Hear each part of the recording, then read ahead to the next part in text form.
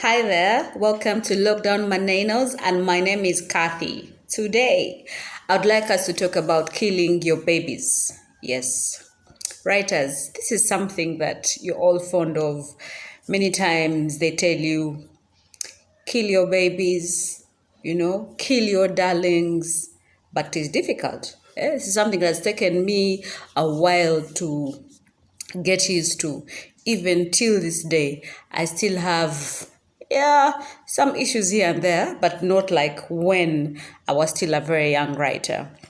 So today I'd like to let you know that killing your babies is a good thing. So be accepting. Many times we are very attached to our works. We are attached to the ideas. So when somebody tells you to think deeply about your concept, you go to pitch an idea to, say, a producer, and they're like, no, they're not buying it. And they have questions many times of who's your audience? Why are you telling this story? Sometimes we don't even have the answers to these questions. I've had to ask this question myself to some of my friends when they pass me a script to read and they want me to give them feedback. Some of my questions are, who are you writing for? What's the kind of audience that you're targeting? And then the answer sometimes is everyone. I've given that answer too. But the truth is, not everybody can enjoy your show. Every show has a target market. So it's important that you're able to answer these questions.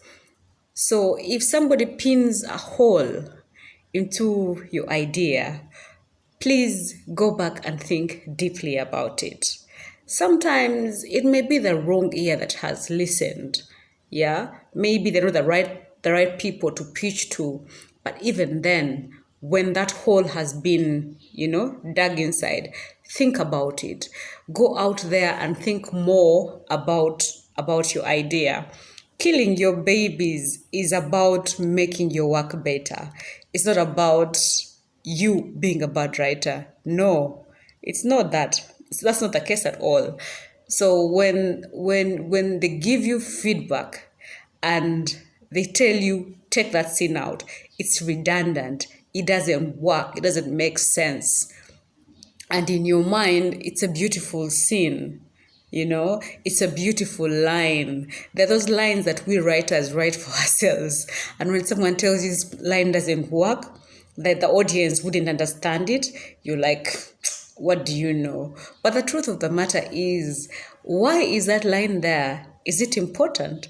Does it advance the plot? Why is that scene there? Yeah? Does the scene help the script in any way? If that scene is taken out, does it destroy the script or does it make it better?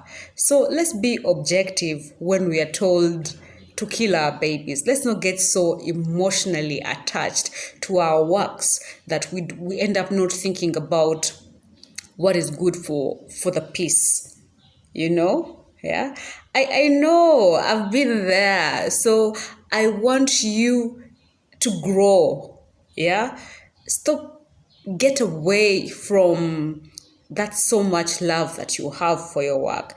It's not I don't love the work that I do. I do love it, but I love it enough to let go of what is not working. Do you get me? Yeah?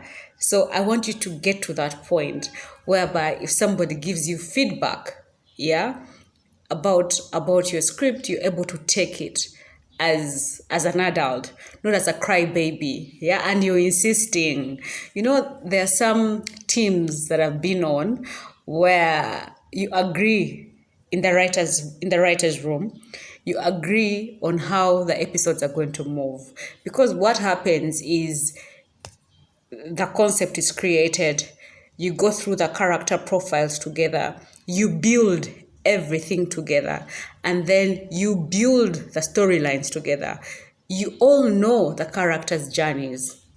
And then sometimes when you're creating the episodes, Sometimes you bring your idea and then it's shut down because it's not working for that particular episode. It's not working for the story of the character. But because you are so convinced that your idea works, when it gets time to writing the script, you throw in that idea and you think that the editor or the other writers will not notice it. And that is not good teamwork. And that means that as a writer, you're not allowing to take feedback. You're not allowing to grow. So when you stay in that place, you become stagnant. Others keep on advancing because they allow their minds to grow. If something has been said no to, they are quick to think about what else can work or what can make it better. That is what Killing Your Babies is all about, making things better. So, kill them babies. Many times, even now, the script that I'm working on, The Day I Met Jill, I've had sit-ins with my editor. And then he asks me questions. We go scene by scene. Yeah? So as he's asking questions, you're thinking more about the scene. Then sometimes you realize there are things that he's asking that you had not noticed about the scene. You know, sometimes you write and there is stuff that you put in there and you don't even know the impact of the lines that you're put in the script. And when they ask you why you wrote that line, you don't have to answer in that moment. You can always go back, look at your script again and think about it. So what I'm saying here is Killing Your Babies makes you a better writer. It's just like how you plant a flower. You start with a seed. You find good soils for it. You water it. You make sure it gets sun. And when it germinates, you're happy. That's a phase of its growth, you know. Then you keep on feeding it. You keep on pruning it. You make sure that pests are not around it. So whatever you're doing, you're mulching, you know, you're pruning. That's you removing the lines that don't work. That's you removing scenes that don't work. And when it becomes the flower, when it blossoms and you see a beautiful flower, you look at it and you're happy, you're content in your heart. Same thing with your script. Concept. Everything has a process. You give birth to the idea and then you grow the idea. You take it through an incubation. In that incubation, it is simmering, it's marinating, things are sinking in. And then when it comes out of the incubation, it is still growing. There's still a process. So writing is a process. Killing Your Babies is part of the process. At every stage, you're going to kill a baby. Trust me. At every single stage, you're going to kill a baby. So you go through killing babies at the stage of the writing. You go killing babies at the stage of the read-through. Read-throughs are, you have the script handed over to the actors and they read it out loud so that you can hear it. And in that time, there are things that you're going to hear, you as the writer, and you realize that they're not working for the script. Before even anybody tells you, you know that line is not working, that word is not working, because sometimes there are words that we write, those big words, you like using big words unnecessarily. And then the actors can't say those words. So you're going to find a simpler way of writing a sentence, yeah, for your actors. That is why they keep on telling you, let your language be simple and clear. You get the point. And then sometimes you realize that a scene, it doesn't make sense. It's not working. And if that scene is not working, if they don't understand why the scene is there, you have to make it clear. You have to make it better. That means you're going to go back, rewrite. Yeah? And rewriting killing babies. So you cannot run away from this process, dear writers. You cannot run away from this process. So killing your babies helps you get a better product at every stage. Even in editing, that scene that you thought was standard, that is beautiful, do you know that your film can come out and that scene is not there? And you, as the writer, that was your best scene in the film.